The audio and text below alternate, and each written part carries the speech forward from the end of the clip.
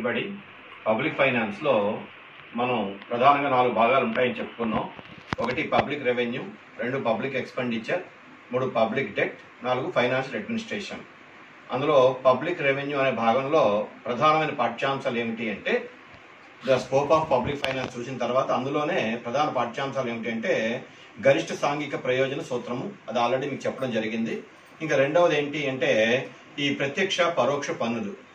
ఇందులో ఈ పెద్ద పాఠ్యాంశం కాబట్టి 2 భాగాలుగా చెప్తాను విద్యార్థులకి. అందులో ప్రథమ భాగంలో ప్రత్యక్ష పరోక్ష పన్నుల యొక్క విభజన అంటే వాటి నిర్వచనాల్లో ఉండే తేడాలు, తర్వాత ప్రత్యక్ష పన్నుల యొక్క సుగుణాలు మరియు లోపాలు అంటే merits and demerits of direct tax గురించి వివరించడం జరుగుతుంది. ఇప్పుడు మనం ప్రత్యక్ష పన్నులకి పరోక్ష పన్నులకి వివిధ ఆర్థికవేత్తలు అంటే డాల్టన్ కానీ షిర్రాస్ కానీ వీళ్ళందరూ కూడా ఏ రకమైన నిర్వచనాలు ఇచ్చారో ఒకసారి పరిశీలిద్దాం. సో ఈ ప్రత్యక్ష పరోక్ష పన్నులు direct and indirect taxes can be classified on the basis of form, nature, aim and method of taxation. ఇక్కడ ఈ విషయాన్ని జాగ్రత్తగా గమనించండి. మనం పన్నుల్ని విధించినప్పుడు అనేక రకాలుగా మనం ఆలోచించాలి. ఎందుకంటే పన్నులు సాధారణంగా ఏమనుకుంటారంటే ప్రభుత్వం రాబడి సమకూర్చుకోవడం కోసమే పన్నులు విధిస్తారు అనుకుంటారు. కానీ అది ఒక్కటే కాదు, పన్నుల తాలూకు ఆశయాలు కానీ మనం పరిశీలిస్తే అనేక ఇతరత్ర అంశాలు కూడా ఉంటాయి. ఉదాహరణకి government to regulate the harmful consumption of alcoholic liquors, దానికి కూడా పన్నులని ఒక సాధనంగా వాడుతుంది. కొన్ని సందర్భాలలో రీఅలొకేషన్ ఆఫ్ రిసోర్సెస్ అంటే ఒక వినియోగం నుంచి మరొక వినియోగానికి వనరుల కేటాయింపు కోసం కూడా పన్నుల విధానం ఉపయోగిస్తుంది. అంచేతే అదే కాకుండా పన్నులు విధించినప్పుడు గవర్నమెంట్ అనేక పద్ధతులు కూడా అవలంబిస్తూ ఉంటుంది. అది ఎలాంటి పద్ధతులు అంటే ఆదాయము రకరకాలుగా ఉండేటప్పుడు అందరికీ కూడా ఒకే రేట్లో పన్ను వేయకుండా ధనవంతులపైన ఎక్కువ రేట్లో పన్ను వేయడం, మిడిల్ క్లాస్ పైన ఓ మాదిరిగా పన్నులు వేయడం, పేద వర్గాల నుంచి పన్నులు మినహాయించడం, ఇలా చేస్తూ ఉంటుంది. వాటిని మనం ఏమంటామంటే పురోగామి అనుపాత పన్నుల విధానం, తిరోగామి పన్నుల విధానం ఇవన్నీ చెప్తూ ఉంటాం. అంచేది ఇక్కడ ఏమిటంటే ట్యాక్సెస్ ని దేని బట్టి మనం క్లాసిఫై చేసుకోవాలి అంటే వాటి తాలూకా form, nature, aim and method of taxation. అయితే ఇక్కడ generally taxes can be classified into 2 categories. పన్నులు మనం సాధారణంగా 2 రకాలుగా వర్గీకరిస్తూ ఉంటాం. ఫస్ట్ వన్ ఏమిటంటే డైరెక్ట్ ట్యాక్సెస్, రెండవది ఏమిటంటే ఇండైరెక్ట్ ట్యాక్సెస్. వీటినే మనం ప్రత్యక్ష పన్నులని పరోక్ష పన్నులని అంటూ ఉంటాం. మరి వీటి తాలూకా డెఫినేషన్ లో విద్యార్థులు సులువుగా అర్థం అవడం కోసం ఆర్థికవేత్తలు ఇచ్చిన నిర్వచనాలని వివరిస్తున్నాను, జాగ్రత్తగా వినండి. ఈ డెఫినేషన్ లో ఫస్ట్ వన్ డాటన్ ఏం చెప్తున్నాడు, పన్ను యొక్క తొలి ప్రభావము అంటే ఇంపాక్ట్ మరియు అంతిమ ప్రభావము అంటే ఇన్సిడెన్స్ ఒకే వ్యక్తిపై ఉంటే దాన్ని ప్రత్యక్ష పన్ను అని, పన్ను యొక్క తొలి అంతిమ ప్రభావాలు వేరు వ్యక్తులపై ఉంటే దాన్ని పరోక్ష పన్ను అని అంటారు అన్నాడు ఆయన. అంటే ఇక్కడ ఏమిటి, ఇంపాక్ట్ అండ్ ఇన్సిడెన్స్ అనే 2 పదాలు వాడుతున్నారు. అంటే పన్ను యొక్క తొలి భారము మరియు అంతిమ భారము అంటే కొన్ని పన్నుల్ని మన పైన విధించిన తర్వాత వాటిని మనకు బదిలీ చేయడానికి అవకాశం ఉండదు. ఫర్ ఎగ్జాంపుల్ మనం ప్రాపర్టీ ట్యాక్స్ గవర్నమెంట్ మన పైన విధించింది అనుకుందాం, దాన్ని మరొక వ్యక్తి మనం బదిలీ చేయలేం. ఎందుకంటే ఆ ఎసెట్ మనం అనుభవిస్తున్నాం కాబట్టి ఆ పన్ను కూడా మనమే పే చేయాలి. ఉదాహరణకి మనం ఇంటిని అద్దెకి ఇచ్చుకున్నా ఆ గవర్నమెంట్ ఆస్తి పన్ను కానీ వేస్తే హౌస్ ఓనరే కట్టాలి కానీ అద్దెకునేవాడు ఎప్పుడు కట్టడు. అలాగే ఇన్కమ్ ట్యాక్స్ విషయం తీసుకుంటే ఇన్కమ్ ఎవరైతే పొందుతున్నారో వాళ్ళందరూ కట్టాలి, ఇంకొకరిపైన బదిలీ చేయడానికి అవకాశం ఉండదు. కాబట్టి ఏ పన్నులైతే బదిలీ చేయడానికి అవకాశం ఉండవో అవన్నీ కూడా ప్రత్యక్ష పన్నులే. ఏ పన్నులైతే బదిలీ చేయడానికి అవకాశాలు ఉంటాయో అవి పరోక్ష పన్నులు. ఒక విధంగా చెప్పాలి అంటే పన్ను యొక్క తొలి భారము, తొలి ప్రభావము మరియు అంతిమ ప్రభావము 2 కూడా ఒకే వ్యక్తి పైన ఉంటాయి. అంటే ప్రభుత్వము ఎవరిపైన పన్ను విధిస్తే వారే ఆ పన్ను చెల్లించినట్లయితే దాన్ని మనం డైరెక్ట్ ట్యాక్స్ అంటాము. అలా కాకుండా పన్ను యొక్క తొలి ప్రభావం ఒకరిపైన, అంతిమ ప్రభావం మరొకరిపైన ఉంటే దాన్ని మనం ఏమంటాం పరోక్ష పన్ను అంటాము. అదే చూద్దాం. A direct tax is really paid by the person on whom it is legally imposed. అంటే ఎవరిపైన అయితే ప్రభుత్వం చట్టబద్ధంగా విధిస్తారో వాళ్ళపైన అనమాట. While an indirect tax is imposed on one person but paid partially or wholly by another. అంటే ఆ పన్నుని ఆ వ్యక్తి ఎవరికైతే విధిస్తారో ఆ వ్యక్తి మరొక వ్యక్తి పైన పాక్షికంగా గానీ లేదా పూర్తిగా గానీ బదిలీ చేయడానికి అవకాశం ఉంటే అటువంటి పన్నులు మనం ఏమంటామంటే పరోక్ష పన్నులు అంటాం. కాబట్టి ప్రత్యక్ష పన్నుకి పరోక్ష పన్నుకి ప్రధానమైన తేడా ఏమిటి అంటే పన్ను యొక్క తొలి భారము అంతిమ భారము ఒకరిపైనే ఉంటే అది ప్రత్యక్ష పన్ను, పన్ను యొక్క తొలి భారము అంతిమ భారము వేరు వ్యక్తులపైన ఉంటే అవి పరోక్ష పన్నులు. ఒక విధంగా చెప్పాలి అంటే బదిలీ చేయడానికి వీలు లేకపోతే ప్రత్యక్ష పన్నులు, బదిలీ చేయడానికి వీలుంటే వాటిని మనం ఏమంటాం పరోక్ష పన్నులు అంటాం. Taxes which can be shifted are indirect taxes. Taxes which cannot be shifted are direct taxes. ఈ విషయాన్ని విద్యార్థి జాగ్రత్తగా గమనించండి. Taxes which can be shifted, ఏవైతే బదిలీ చేయడానికి అవకాశం ఉంటాయో అవి ఏమిటవి indirect taxes. Taxes which cannot be shifted, ఏవైతే బదిలీ చేయడానికి అవకాశం ఉండదో అవి డైరెక్ట్ ట్యాక్సెస్. ఎగ్జాంపుల్ చూద్దాం. ఈ డైరెక్ట్ ట్యాక్స్ కి మనం సాధారణంగా income tax, wealth tax, property tax లేదా ప్రొఫెషనల్ ట్యాక్స్ ఇవన్నీ చెప్తూ ఉంటాం. వీటిని మరొక వ్యక్తికి మనం బదిలీ చేయడానికి అవకాశాలు ఉండవు. తర్వాత ఇండైరెక్ట్ ట్యాక్సెస్. ఇంతకు ముందు ఏంటంటే మన జిఎస్టీ రాకముందు సేల్స్ ట్యాక్స్ అని, సర్వీస్ ట్యాక్స్ అని రకరకాలుగా ఉండేవి. వాటిని మనం పరోక్ష పన్నులకు ఉదాహరణగా చెప్తూ ఉంటాం. ఈ సేల్స్ ట్యాక్స్ కానీ, ఈ గూడ్స్ అండ్ సర్వీసెస్ ట్యాక్స్ కానీ, కస్టమ్స్ డ్యూటీస్ అంటే ఎగుమతి దిగుమతి సుంకాలు కానీ అవి ఏమవుతాయంటే ముందు వాటి కొంతమంది చెల్లిస్తారు. ఎవరైతే ఉదాహరణకి ఎగుమతి పన్ను దిగుమతి పన్ను ఉన్నాయనుకోండి, దిగుమతి చేసుకునేటప్పుడు దిగుమతిదారుడు ఏం చేస్తాడు, ఆ పన్నుని ప్రభుత్వానికి ముందు చెల్లించి ఆ పన్ను యొక్క భారాన్ని అంతిమంగా వినియోగదారులపై నెట్టివేస్తాడు. అలాంటి పనులు మనం ఏమంటే పరోక్ష పన్నులు అంటాము. సో ఈ ఎగుమతి పన్నులు, దిగుమతి పన్నులు అంటే కస్టమ్ డ్యూటీస్, ఈ సేల్స్ ట్యాక్స్ ఇవన్నీ కూడా మనం పరోక్ష పన్నులకి ఉదాహరణగా చెప్పుకుంటూ ఉంటాం. తర్వాత ఈ ప్రొఫెసర్ షిర్రాస్ ఈయన మరొకలాగా ఆలోచించాడు. దాంట్లో ఒకలాగా ఆలోచిస్తే షిర్రాస్ మరొకలాగా ఆలోచించాడు. ఈయన ఏం ఆలోచించాడు చూద్దాం. The taxes which effect the income and property of a person directly may be called as direct tax. The taxes which affect the income and property of a person directly may be called as direct tax. అంటే వ్యక్తి యొక్క ఆదాయం పైన, ఆస్తి పైన direct గా అంటే effect అయితే అదేమంటామంటే ప్రత్యక్ష పన్ను అంటారు. అలా కాకుండా the taxes which affect the income and property of a person through their consumption may be called as an indirect tax. అంటే వ్యక్తి యొక్క వినియోగం పైన పడే పన్నులు.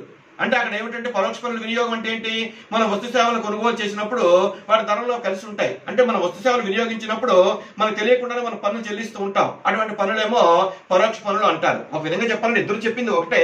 కాకపోతే ఏమిటంటే ఇక్కడ డైరెక్ట్ ట్యాక్సెస్ ఏమో మన యొక్క ఇన్కమ్ ని, ప్రాపర్టీని డైరెక్ట్ గా ఎఫెక్ట్ చేస్తాయి. వేరే ఇండైరెక్ట్ ట్యాక్స్ ఏమిటంటే మన కన్జంప్షన్ ని ప్రభావితం చేయడం ద్వారా మన ఇన్కమ్ ని, ప్రాపర్టీని ప్రభావితం చేస్తాయి. ఎందుకంటే మన వస్తు సేవలు వినియోగించినప్పుడు ఏమవుతుంది, ఆటోమేటిక్ గా వాటి ధరలో కలిసి ఉంటాయి కాబట్టి ఆటోమేటిక్ గా మన యొక్క ఆదాయంలో కొంత భాగాన్ని మనం కోల్పోవలసి వస్తుంది. కాబట్టి ఇక్కడ కూడా జరిగేది ఒకటే. ఇక్కడ ఏంటంటే ఇన్కమ్ అండ్ ప్రాపర్టీని డైరెక్ట్ గా ఎఫెక్ట్ చేస్తాయి. ఇక్కడ ఇన్కమ్ అండ్ ప్రాపర్టీని ఏమో త్రూ కన్జంప్షన్ ద్వారా ఎఫెక్ట్ చేస్తాయి. ఆ విషయాన్ని ప్రొఫెసర్ షిర్రా చెప్పాడు. మొత్తాన్ని చెప్పేది ఏమిటంటే ప్రత్యక్ష పన్నులేమో ప్రజల యొక్క ఆదాయాన్ని, సంపదని ప్రత్యక్షంగా ప్రభావితం చేస్తే, పరోక్ష పన్నులేమో వినియోగం ద్వారా వాళ్ళ యొక్క ఆదాయాన్ని మరియు ఆస్తిని ప్రభావితం చేస్తూ ఉంటాయి. మరి ఇది ఇంకా మనం ముందుకు వెళ్దాం. ఈ డైరెక్ట్ ట్యాక్సెస్ ఇవాళ పాఠ్యాంశం అంతా కూడా మనం డైరెక్ట్ ట్యాక్సెస్ తాలూకా అడ్వాంటేజెస్ ఏంటి, డైరెక్ట్ ట్యాక్స్ వల్ల డిసడ్వాంటేజెస్ ఏంటి అవి చూద్దాం. రేపటి పాఠంలో ఇండైరెక్ట్ ట్యాక్స్ వాటి తాలూకా అడ్వాంటేజ్, డిసడ్వాంటేజ్ చూద్దాం. ఈ డైరెక్ట్ ట్యాక్స్ ప్రత్యక్ష పన్ను తరగతి మెరిట్స్ ఏంటో ఒక్కొక్కటి చూద్దాం. అయితే ఈ మెరిట్స్ చెప్పడానికి ముందుగా మీకు కొన్ని విషయాలు చెప్పాలి. అవేమిటి అంటే ఆర్థికవేత్తలు పన్నులు విధించినప్పుడు ప్రభుత్వం పాటించవలసిన నియమాల గురించి చెప్పారు. ఏమిటా నియమాలు అంటే సమత్వ నియమం అని, దాన్ని ఈక్విటీ అంటారు, క్యానన్ ఆఫ్ ఈక్విటీ, లేదా నిశ్చయిత నియమం అని, క్యానన్ ఆఫ్ కన్వీనియన్స్, లేదా ఉత్పాదకత నియమం అని, క్యానన్ ఆఫ్ ప్రొడక్టివిటీ, లేదా ఇంకా రకరకాల నియమాలు ఉంటాయి. మితవ్యయ నియమం అని, క్యానన్ ఆఫ్ ఎకానమీ, ఇవన్నీ చెప్పారు. మరి వీటిని సాంప్రదాయ ఆర్థికవేత్తలు ఆడమ్ స్మిత్ వాళ్ళు చెప్పారు, ఆధునిక ఆర్థికవేత్తలు బాస్టిబుల్ వాళ్ళు కూడా చెప్పారు. కాబట్టి ఇక్కడ ఏమిటంటే ప్రత్యక్ష పన్నులు ఏ నియమాలను సాటిస్ఫై చేస్తాయి, ఏ నియమాలను సాటిస్ఫై చేయవో చూసుకుంటే వాటి తాలూకా మెరిట్స్, డిమెరిట్స్ మనకు సులువుగా అర్థమవుతాయి. ఇప్పుడు 1 by 1 చూద్దాం. ఈ సమత్వ నియమము, this is canon of equity. Canon of equity అంటారు. ప్రత్యక్ష పన్నులను పురోగామి పద్ధతిలో విధించినప్పుడు ఆదాయ సంపద పంపకాలలో అసమానతలు తగ్గుతాయి. Direct taxes are based on canon of equity. ఇది ఇక్కడ ఏమిటంటే ప్రత్యక్ష పన్నులు సాధారణంగా గవర్నమెంట్ ఏం చేస్తుంది, మన పన్ను విధింపు పద్ధతులు ఉన్నాయి. అవి ఏమిటంటే అనుపాతపు పన్నుల పద్ధతి, ప్రపోర్షనల్ టాక్సేషన్, తర్వాత పురోగామి పన్నుల పద్ధతి, ప్రోగ్రెసివ్ టాక్సేషన్, తర్వాత తిరోగామి పన్నుల పద్ధతి, రిగ్రెసివ్ టాక్సేషన్. అనుపాత పద్ధతిలో ఏంటేం చేస్తారంటే గవర్నమెంట్ ఎవరి ఆదాయిస్తే ఏ రకంగానూ ఒకే రేట్లో పన్ను వేస్తారు. ₹1,00,000 ఆదాయం ఉన్నా 10% ట్యాక్స్, ₹10,00,000 ఆదాయం ఉన్నా 10% ట్యాక్స్, ₹1,00,00,000 ఆదాయం ఉన్నా 10% ట్యాక్స్. అలా యూనిఫామ్ వేసేస్తే దాన్ని మనం ఏమంటామంటే అనుపాత పన్నుల విధానం, ప్రపోర్షనల్ ట్యాక్స్ అంటాం. అలా కాకుండా దేశంలో ఆర్థిక అసమానతలు చాలా ఎక్కువగా ఉన్నాయి అనుకుందాం, అంటే ఉన్నవారికి లేని వారికి మధ్య తేడాలు ఎక్కువగా ఉన్నాయి, సమాజంలో ఇన్ఈక్వాలిటీస్ ఉన్నాయి అనుకోండి. అప్పుడు గవర్నమెంట్ ఏం చేస్తుంది అంటే ప్రోగ్రెసివ్ ట్యాక్స్ సిస్టమ్ అమలు చేస్తుంది. అందులో ఏం చేస్తారు, మన ట్యాక్స్ బేస్ అంటే మన ఇన్కమ్ లెవెల్ కానీ పెరుగుతూ ఉంటే గవర్నమెంట్ ఏమో ట్యాక్స్ రేట్ పెంచుతుంది. ఉదాహరణ చూద్దాం. ఉదాహరణ ₹1,00,000 ఆదాయం ఉన్న వాడిపైన 10% ట్యాక్స్ వేసింది అనుకున్న ఇన్కమ్ ట్యాక్స్. ₹10,00,000 ఆదాయం ఉన్న వాడిపైన 15% ట్యాక్స్ వేయచ్చు. ₹1,00,00,000 ఆదాయం ఉన్న వాటిపైన 30% ట్యాక్స్ వేయచ్చు. అంటే ఇక్కడ ఏమవుతుంది, ఆదాయ స్థాయి పెరుగుతున్న కొంది అది 10, 15, 30 అలాగా రేట్ పెరిగిపోతూ ఉంటది. దాన్ని ఏమంటాం అంటే ప్రోగ్రెసివ్ టాక్సేషన్ అంటాం. మరి భారతదేశంలో ఎందుకు ఈ పద్ధతిని అవలంబిస్తున్నారు అంటే భారతదేశంలో ఆర్థిక అసమానతలు చాలా ఎక్కువగా ఉన్నాయి కాబట్టి ఉన్నవారికి లేని వారికి మధ్య తేడాలు తగ్గించి సమసమాజ స్థాపన సాధించాలి అంటే తప్పనిసరిగా గవర్నమెంట్ అంటే ప్రోగ్రెసివ్ టాక్సేషన్ అవలంబించాలి. మరి సాధారణంగా ప్రత్యక్ష పన్నుల్లో గవర్నమెంట్ ఏం చేస్తుందంటే ప్రోగ్రెసివ్ ట్యాక్స్ విధానాన్ని అమలు చేస్తుంది కాబట్టి దీనివల్ల ఇవి సమతా నియమానికి లోబడి ఉంటాయి అంటారు. సమత్వ నియమానికి లోబడి ఉంటాయి అంటారు. This is the first advantage of direct taxes. ఇంకా రెండోది చూద్దాం, నిశ్చయిత నియమం, క్యానన్ ఆఫ్ సర్టెనిటీ అంటారు. ఇదేమిటంటే the tax payer is certain as to how much he is expected to pay and similarly the state is certain as to how much it has to receive income from the direct taxes. ఈ నిశ్చిత నియమం గురించి ఎందుకు మనం మాట్లాడుకోవాలి అంటే పన్ను చెల్లించే వాడికి తాను ఎంత పన్ను చెల్లించాలి అని తెలియాలి. ప్రభుత్వానికి కూడా పన్ను రూపాయన ఎంత ఆదాయం వస్తుంది అని తెలియాలి. ఎందుకు తెలియాలి అంటే వ్యక్తికి పన్ను రూపాయన ప్రభుత్వానికి ఎంత చెల్లించాలో తెలిస్తే వ్యక్తి తన యొక్క బడ్జెట్ ని జాగ్రత్తగా రూపొందించుకుంటాడు. అంటే ఎంత ఆదాయంలో ఎంత పన్ను కట్టియాలి, తనకు వ్యయ ఆదాయం ఎంత మిగులుతుంది, అందులో ఎంత ఖర్చు పెట్టుకోవాలి, ఎంత పొదుపు చేసుకోవాలి అని ప్లాన్ వేసుకుంటాడు.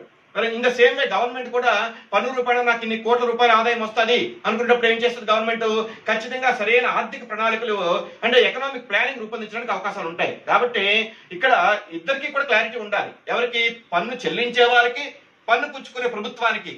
ఎందుకంటే పన్ను చెల్లించే వాడికి ఎంత పన్ను చెల్లించాలి, ఏ సమయంలో చెల్లించాలి, అదేమైనా ట్యాక్స్ డిడక్షన్ అట్ సోర్సా, నెలవారీ ప్రభుత్వం ఏమైనా కట్ చేస్తారా లేదా క్వార్టర్లీ కట్ చేస్తారా అనే విషయంలో ఇతనికి క్లారిటీ ఉండాలి. In the same way government కూడా ఇన్కమ్ ట్యాక్స్ రూపాయన ఎంత వస్తుంది, లేదా హెరిడిటరీ ట్యాక్స్ రూపాయన ఎంత వస్తుంది, వెల్త్ ట్యాక్స్ రూపాయన ఎంత వస్తుంది, లేదా ఆస్తి పన్ను రూపాయన ఎంత వస్తుంది, ఇవన్నీ కూడా గవర్నమెంట్ క్లారిటీ ఉంటే దానికి అనుకూలంగా ప్రభుత్వాలు కూడా ప్రణాళికలు రచించుకోవడానికి అవకాశాలు ఉంటాయి. మరి ఇవి డైరెక్ట్ ట్యాక్స్ విషయంలో మనకి క్లారిటీ ఉంటుంది కాబట్టి ఏమిటంటే ఇవి నిశ్చిత నియమానికి లోబడి ఉంటాయి.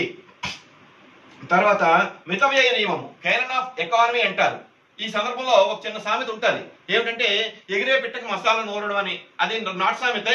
అక్కడ ఏం చేస్తుంటారంటే ఉదాహరణకి ఒక వేటగాడు ఆకాశంలో పక్షి ఎగురుతూ ఉంటుంది, ఓ పిట్ట చూస్తాడు, దీన్ని కొడతా ఇంట్లో వెంటనే ఆవిడకి చెప్తాడు అనమాట, ఆకాశంలో పక్షులు ఎగురుతున్నాయి, నేను మాంసం తెస్తాను, నువ్వేమో రెడీగా మసాలా నూరు అని అంటది. ఆవిడేం చేస్తుంది, ఇతను ఎంతో తెచ్చేస్తాడు కాదా అనుకొని చెప్పి ఒక 1/2 kg మసాలా నూరు ఉంచుతుంది. తీరా చూస్తే అతని యొక్క బాణానికి ఒకే ఒక పక్షి తగిలి ఒక 100 గ్రాముల మాంసం వచ్చింది అనుకోండి. 100 గ్రాముల మాంసం వస్తే ఇక్కడ 1/2 kg మసాలా ఎక్కువైపోద్ది. అటువంటిప్పుడు ఇలా చెప్పడం ఉద్దేశం ఏమిటి అంటే మనము పన్ను రూపాయన వచ్చే ఆదాయం ఎంత, దాన్ని వసూలు చేయడానికి అయ్యే ఖర్చు ఎంత చూసుకోవాలి. పన్ను రూపాయన వచ్చిన ఆదాయం ఉదాహరణ 100 కోట్ల రూపాయలు ఉన్నది అనుకుందాం, దాన్ని వసూలు చేయడానికి ఒక 50 కోట్ల రూపాయలు ఖర్చు అయిపోతే ఆ పన్ను వేస్ట్ అంటారు. ఎందుకంటే సగానికి సగం పన్ను వసూలు చేయడానికి ఖర్చు అయిపోయింది. అంటే ఎవరికి ఖర్చు అవుతుంది అంటే అడ్మినిస్ట్రేటివ్ ఎక్స్పెన్సెస్ అంటారు. అంటే ఆదాయపు శాఖ యొక్క కార్యాలయ నిర్వహణ కోసం కానీ, ఆ ఉద్యోగస్తులకు జీతపత్యాల కోసం కానీ వీటి కోసం ఖర్చు అయిపోయింది అనుకోండి, అటువంటి పన్ను వల్ల ప్రభుత్వానికి పెద్దగా ఉపయోగం లేదు. అంటే ఏంటి ఇక్కడ, the cost of collecting the taxes should be as minimum as possible. ఉదాహరణ 100 కోట్ల రూపాయలు వసూలు అయ్యింది అనుకోండి, దానికోసం 1 కోటి రూపాయలు ఖర్చు అయితే no need to worry, after ఒక 1 crore. అదే కానీ 100 కోట్ల రూపాయలు వసూలు చేయడానికి 50 కోట్లు ఖర్చు అయిపోతే అది మీనింగ్లెస్. కాబట్టి ఇక్కడ ఈ ప్రత్యక్ష పన్నులు ఎప్పుడు కూడా మితవ్యయ నియమానికి లోబడి ఉంటాయి. The administrative cost of collecting the taxes is low when compared to the indirect taxes. అంటే పరోక్ష పన్నుల విషయంలో పోలిస్తే ప్రత్యక్ష పన్నుల విషయంలో కాస్ట్ ఆఫ్ కలెక్షన్ అనేది చాలా తక్కువగా ఉంటుంది. నెక్స్ట్ ఉత్పాదకత మరియు వ్యాకోచత్వ నియమాలు, దీనే ప్రొడక్టివిటీ అండ్ ఎలాస్టిసిటీ అంటారు. Canon of productivity and elasticity. The government can increase or decrease the rates of direct taxes according to the requirements of the economy. అంటే దేశ ఆర్థిక పరిస్థితి బట్టి ప్రభుత్వం ఏం చేస్తుంది అంటే ఒకసారి పన్ను రేట్లు పెంచుతుంది, ఒకసారి తగ్గిస్తూ ఉంటుంది. అది ఎలాంటి పరిస్థితులు చూద్దాం. ఉదాహరణ take for example war situation ఉంది, దేశంలో యుద్ధ పరిస్థితులు ఉన్నాయి, ప్రభుత్వానికి యుద్ధ వ్యయం ఎక్కువ అయిపోతున్నది. అలాంటి పరిస్థితుల్లో ప్రభుత్వం ఏం చేస్తుంది అంటే ట్యాక్స్ రేట్ పెంచొచ్చు. ముఖ్యంగా ధనవంతుల పైన, సమాజంలో విలాసంగా జీవించే వారిపైన మీరు ఎక్కువ రేట్లో పన్ను కట్టండి, దానివల్ల ప్రభుత్వానికి ఆదాయం సమకూరుతుందని చెప్పొచ్చు. అంటే అలా టైంలో ఈ ట్యాక్స్ ఏమో ఎలాస్టిసిటీ ఉంటుంది. అలాగే ఉదాహరణ డిప్రెషన్ వచ్చింది అనుకుందాం, దేశంలో ఆర్థిక మాంద్య పరిస్థితులు ఉన్నాయి ఇప్పుడులాగా, అలాగే దేశంలో అంతా కూడా నిరాశావాదం ప్రబలంగా అలుముకొని ఉన్నది. ఇలాంటి పరిస్థితుల్లో ప్రజల యొక్క పన్ను చెల్లింపు సామర్థ్యం తక్కువగా ఉంటుంది. అటువంటిప్పుడు గవర్నమెంట్ ఏం చేయాలి, పన్ను రేట్లను తగ్గించాలి, లేదా కొన్ని పనుల్ని విధులుగా చేసుకోవాలి. అలాంటప్పుడు ఏమవుతుంది అంటే ప్రభుత్వానికి ఆదాయం తగ్గితే తగ్గొచ్చు. అంటే ఏమిటంటే దేశంలో ఆర్థిక పరిస్థితిని బట్టి మనం ఈ ప్రత్యక్ష పనుల్ని మార్పు చేసుకునే అవకాశం ఉంటుంది. సో డైరెక్ట్ ట్యాక్సెస్ అన్ని కూడా canon of productivity and canon of elasticity అనే నియమాల్ని సాటిస్ఫై చేస్తూ ఉంటాయి. ఇంకా నెక్స్ట్ సివిక్ కాన్షియస్నెస్, దీని పౌర చైతన్యం అంటాం. ఇక్కడ ఎలా ఉంటుంది అంటే ఏదైనా మన దగ్గర లాక్కునేటప్పుడు మనం నిన్నే చూసాం, అది ఏమిటంటే taxes always creates disutility among the tax payers. ఎవరు కూడా పనులు ఆనందంగా ఆహా అనుకుని ఎవరు కట్టరు. డబ్బును వాడు ఏడుస్తూనే కడతాడు, మిడిల్ క్లాస్ వాడు కూడా బాధపడుతూనే కడతాడు, పేదవాడు పోయి అది వదిలేయండి. మొత్తాన్ని చెప్పేది అంటే పనులు ఎప్పుడు కూడా ఎవరు ఆనందంగా కట్టరు. అటువంటిప్పుడు ఏమవుతుంది అంటే మన దగ్గర ప్రభుత్వం ప్రత్యక్ష పనులు కానీ వసూలు చేస్తే ఖచ్చితంగా మనం అబ్జర్వ్ చేస్తాం, ఎందుకు ట్యాక్స్ పెరిగింది, లాస్ట్ ఇయర్ కానీ సంవత్సరం ఎందుకు 10% గవర్నమెంట్ ఎందుకు ఎన్హాన్స్ చేసింది, ఇవన్నీ ఆలోచిస్తాం. ఎప్పుడైతే మనం ఆలోచించామో ప్రభుత్వం యొక్క ఆర్థిక కార్యకలాపాలను మనం నిశ్చితంగా పరిశీలిస్తాము. గవర్నమెంట్ మన దగ్గర నుంచి వసూలు చేసిన ద్రవ్యాన్ని ఏ కార్యక్రమాల కోసం ఖర్చు పెడుతుంది, అభివృద్ధి కార్యక్రమాల కోసం ఖర్చు పెడుతుందా లేదా వృధా వ్యయం చేస్తుందా అన్ని మనం చూస్తాం అనమాట. అంటే దీనివల్ల ఏమవుతుంది, ప్రజల్లో పౌర చైతన్యం పెరుగుతుంది. ఎప్పుడైతే పెరిగిందో ఆటోమేటిక్ గా ప్రభుత్వం దుబారా తగ్గించుకోవడానికి ఆస్కారం ఏర్పడుతుంది. అదే అంటారు డైరెక్ట్ ట్యాక్సెస్ ఇంకల్కేట్, వాళ్ళకి బాధ కలుగుతుంది. పని చెల్లించడం వల్ల బాధ కలిగినప్పుడు ఏమవుతుందంటే ఆటోమేటిక్ గా వాళ్ళకి సివిక్ కాన్షియస్నెస్ వస్తుంది. వచ్చినప్పుడు ఏంటంటే ప్రభుత్వం ఈ పన్ను రూపాయల వసూలయ్యే మొత్తాన్ని చాలా జాగ్రత్తగా ఆచితూచి ఖర్చు పెడతాది. అలా ఖర్చు పెట్టకపోతే ఏమవుతుందంటే ప్రజల నుంచి విమర్శ వచ్చే ప్రమాదం ఉంటుంది. ఇంకా లాస్ట్ వన్ ఏంటంటే ఫిస్కల్ మెజర్. మనం ఆల్రెడీ ఫిస్కల్ పాలసీ గురించి మాట్లాడుకున్నాం. ఫిస్కల్ పాలసీలో ప్రధానంగా 3 ఇంగ్రీడియంట్స్ ఉంటాయి. 1 is tax policy, 2 expenditure policy, 3 debt policy అని. అందులో పన్నుల విధానం గురించి మాట్లాడుకున్నప్పుడు ఏంటంటే ప్రభుత్వము ఈ ట్యాక్స్ పాలసీని తయారు చేసినప్పుడు ఈ ప్రత్యక్ష పన్నులు కూడా ఒక సాధనంగా వాడుకోవచ్చు. ఎలాగో చూడండి, ద్రవ్యోల్బణాలు అదుపు చేసి ధరల స్థిరీకరణకు తోడ్పడే సాధనంగా కూడా ఉపయోగపడుతుంది. ద్రవ్యోల్బణాలు ఎందుకంటే ప్రభుత్వం విపరీతంగా పన్నులు వేసింది అనుకుందాం, పరోక్ష పన్నులు ప్రత్యక్ష పన్నులు కానీ. దీనివల్ల ఏమవుతుంది అంటే దేశంలో వాళ్ళకి ఆదాయ స్థాయి తగ్గిపోయే ప్రమాదం ఉంటుంది. ఇలాంటివన్నీ అలాంటప్పుడు ఏమవుతుందంటే ట్రేడ్ సైకిల్స్ కానీ అది ఇన్ఫ్లేషన్ అవ్వచ్చు, డిఫ్లేషన్ అవ్వచ్చు, వాటిని అదుపు చేయడానికి ప్రభుత్వం డైరెక్ట్ ట్యాక్సెస్ ని ఒక వెపన్ గా వాడుతుంది. These are all the advantages or merits of direct taxes. అంటే because all these canons, canon of equity or canon of sustainability, canon of economy, canon of productivity and elasticity, civic consciousness and as a fiscal measure, ఇవన్నిటికీ కూడా ప్రత్యక్ష పన్నులు తోడ్పడుతూ ఉంటాయి. కాబట్టి వీటన్నిటి కూడా మనం ఏమంటామంటే merits of direct taxes. Demerits of direct taxes లేదా డిసడ్వాంటేజెస్ ఆఫ్ డైరెక్ట్ ట్యాక్స్. అంటే ప్రత్యక్ష పన్నులలో మనం ఇందాక అడ్వాంటేజ్ అన్ని చూసాము, కానీ ప్రత్యక్ష పన్నులో కొన్ని డిమెరిట్స్ కూడా ఉన్నాయి, డిసడ్వాంటేజెస్. అవేంటో కూడా ఒకసారి చూద్దాం. అందులో ఫస్ట్ వన్ ఏంటంటే పెయిన్ఫుల్. సాధారణంగా ప్రత్యక్ష పన్నులు ప్రజలకి సూటిగా గుచ్చుకున్నట్టుగా ఉంటాయి అంటారు, పెయిన్ఫుల్ అని. Direct taxes pinch the tax payers because they have to pay them directly out of their incomes or salaries. అంటే ఏంటంటే పన్ను చెల్లించే వాడికి తెలుస్తుంది ఎంత పన్ను కడతాం, ఎంత పన్ను మన దగ్గర పోసేస్తున్నారు. ఉదాహరణకి టీడీఎస్ ఎంప్లాయీస్ ఉన్నాం అనుకోండి, మనకి ప్రతి నెల కూడా ఎంత కట్ అయిపోతుందనే విషయం తెలుస్తుంది. అలాగే కార్పొరేట్ సెక్టర్ లో కూడా వాళ్ళకి తెలుస్తుంది. అంటే ఏమిటంటే పన్ను యొక్క భారం ఎంత మనం మోస్తున్నామనే విషయాన్ని మనకు తెలియడం వల్ల మనలో కించిత్ బాధ కలుగుతుంది అనమాట. సో ఇక్కడ ఏమిటంటే కొంచెం పెయిన్ఫుల్ గా ఉంటుంది. అదే పరోక్ష పన్నుల విషయంలో అయితే ధరలో కలిసిపోయి ఉంటాయి కాబట్టి మనకేమి పెద్దగా పెయిన్ అనిపించదు. మనకు అసలు భారం ఉన్నదనే విషయం కూడా మనం తెలియకుండా కట్టేసుకుంటాం. కానీ ప్రత్యక్ష పన్నుల విషయం ఏంటంటే డైరెక్ట్ గా మనం తెలుస్తుంది కాబట్టి కొంచెం పెయిన్ఫుల్ గా ఉంటాయి అంటారు. తర్వాత ట్యాక్స్ ఎవేషన్, దీన్ని పన్నుల ఎగవేత అంటారు. ఇది భారతదేశం వంటి దేశాల్లో చాలా ఎక్కువగా ఉంది. ముఖ్యంగా ధనిక వర్గంలోని, ల్యాండ్ లార్డ్స్ లోని, సినిమా యాక్టర్స్ లోని, రియల్ ఎస్టేట్ పీపుల్ లోని వీళ్ళందరూ కూడా పన్నులు ఎగవేయడానికి ప్రయత్నం చేస్తూ ఉంటారు. వాళ్ళు బాగా రిచ్ పీపులే, కానీ వాళ్ళు ఏం చేస్తారంటే ఆదాయ పన్ను చట్టాల్లో ఉండే చిన్న చిన్న లూప్ హోల్స్ ఏమన్నా ఉంటే ఆ సెక్షన్స్ లో ఏమన్నా ఉపయోగించుకొని ఆడిటర్ సహాయంతో పన్నులు ఎగవేయడానికి ప్రయత్నం చేస్తూ ఉంటారు. ఎందుకంటే ఎక్కువ రేట్లో పన్ను పడేటప్పుడు 30% స్లాబ్ లో ఉండి మరి దాని మీద సర్చార్జీలు గట్రా ఉండేటప్పుడు వాటిని తప్పించుకోవడానికి వాళ్ళు రకరకాల మార్గాలు అవలంబిస్తూ ఉంటారు. అంచేత పరోక్ష పన్నుల విషయంలో తప్పనిసరిగా మనకు ఉన్నప్పుడే పడతాయి కాబట్టి ఎగవేయడానికి ఆస్కారం ఉండదు. కానీ ప్రత్యక్ష పన్నుల విషయంలో ఏమిటంటే ఎగవేయడానికి ప్రయత్నాలు చేస్తారు. అదే చూద్దాం. As these taxes pinch the taxpayer, he tries to evade them by filling wrong returns with the help of income tax experts. మనకి ఆదాయ పన్ను గణించే ప్రత్యేక నిపుణులు ఉంటారు. వీళ్ళు చెప్తూ ఉంటారు పలానా సెక్షన్ ప్రకారంగా చేస్తే మీకు పలానా మినహాయింపు వస్తుంది, పలానా సెక్షన్ చేస్తే తప్పించుకోవచ్చు అని చెప్తూ ఉంటారు. వీళ్ళు ఏం చేస్తూ ఉంటారు, వాళ్ళ యొక్క సహాయం తీసుకొని తప్పులు లెక్క చూపించడానికి కూడా ఆస్కారం ఉంటాయి. కాబట్టి ఇక్కడ ఏమిటి అంటే పన్ను ఎగవేతకు ఆస్కారం ఉంటుంది. ఈ పన్ను ఎగవేత కానీ ఎక్కువైపోతే ఏమవుతుందంటే దేశంలో బ్లాక్ మనీ పెరిగిపోతుంది, ట్యాక్స్ ఎవేడెడ్ మనీ. ఒక విధంగా చెప్పండి, భారతదేశంలో కొన్ని సర్వేలు ఏం చెప్తున్నాయంటే ప్రస్తుతము ప్రభుత్వ పరంగా ఎంతైతే కరెన్సీ అధికారికంగా చలామణిలో ఉందో భారతదేశంలో అంత నల్లద్రవ్యం కూడా చలామణిలో ఉంది అంటారు. కానీ మన దేశంలో ఉండే రాజకీయవేత్తలు, ఈ సినిమా యాక్టర్లందరూ మహా తెలివైన వాళ్ళు, వీళ్ళు ఏం చేస్తారంటే ఈ బ్లాక్ మనీని మన ఇండియాలో దాయకుండా ఈ స్విట్జర్లాండ్ వంటి దేశాల్లో దాస్తూ ఉంటారు. ఎందుకంటే అక్కడ ఐడెంటిఫికేషన్ అవ్వదని. కానీ ప్రభుత్వాలు ప్రయత్నం చేస్తూ ఉన్నాయి ఆ ధనాన్ని తెప్పించడానికి. Whatever it may be, ఈ ట్యాక్స్ ఎవేషన్ కి ప్రత్యక్ష పన్నులు కొంతవరకు ఆస్కారాన్ని కల్పిస్తాయి. తర్వాత ఆర్బిట్రరీ, ఇదేంటంటే ప్రత్యక్ష పన్నుల చట్టాలు ప్రజలకు సులువుగా అర్థం కావు.